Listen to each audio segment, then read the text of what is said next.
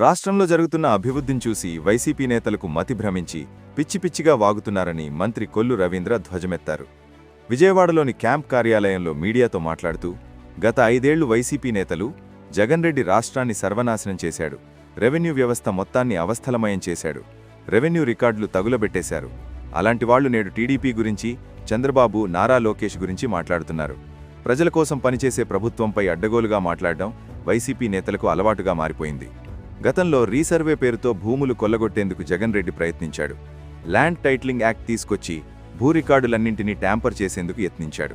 Survey రాళ్లపై తన బొమ్మ వేసుకోవడానికి ఏకంగా 700 కోట్ల ప్రజాధనాన్ని దోచుకున్నాడు.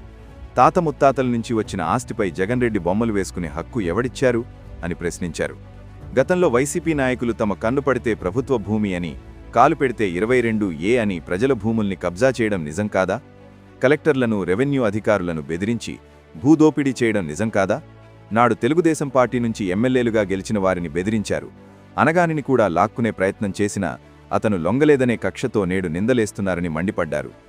రెవెన్యూ మంత్రి అనగాని సత్యప్రసాద్ గురించి మాట్లాడేందుకు ఏం అర్హత ఉందని ప్రశ్నించారు. రెవెన్యూ అధికారులు రోడ్డును పడడానికి కారణం పేర్ని నాని కాదా? స్ట్రీట్ ఫీల్డ్ పేరుతో దొంగపట్టాలిచ్చి భూములు, కాసులు దండుకున్న నీచుడు పేర్ని నాని. పందికొక్కులా బొక్కేసి ఇప్పుడు నేను డబ్బులు కట్టేస్తానని డ్రామాలాడిన దొంగ పేర్ని నాని. పందికొక్కులా బొక్కేసి డబ్బులు కట్టేస్తామంటే దొరైపోవని గుర్తుంచుకోవాలని హితవు పలికారు.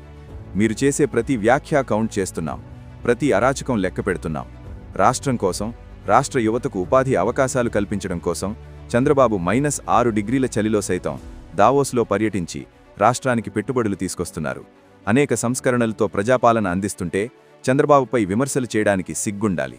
ఆయన కాలి గోటికి కూడా పేర్ని నాని సరిపోడని గుర్తుంచుకోవాలన్నారు. ఆనాడు బందర్కు పోర్టు అక్కర్లేదని సంతకం పెట్టిన వ్యక్తి పేర్ని నాని. పోర్టు పనులు స్టార్ట్ చేయకపోతే రాజకీయ సన్యాసం చేస్తానని చెప్పి తప్పించుకు తిరిగి ఎన్నికల్లో పోటీ చేస్తే డిపాజిట్లు కూడా కష్టమేనన్న భయంతో పారిపోయాడు. కల్తీ మద్యంతో ప్రజల ప్రాణాలు తీసిన జోగి రమేష్ బెయిల్పై బయటకొచ్చి ఏదో ఉద్ధరించినట్లు ర్యాలీ చేస్తున్నాడు. తప్పు చేశాననే కనీస ఆలోచన లేకపోవడం సిగ్గుచేటు. అభివృద్ధికి సహకరించకపోగా అడ్డుకుంటాం, అరాచకాలు సృష్టిస్తామంటే ఊరుకునేది లేదు. ప్రభుత్వంపై, ముఖ్యమంత్రిపై అవాకులు చవాకులు పేలితే తుక్కు రేగ్గొడతామని కఠినంగా హెచ్చరించారు.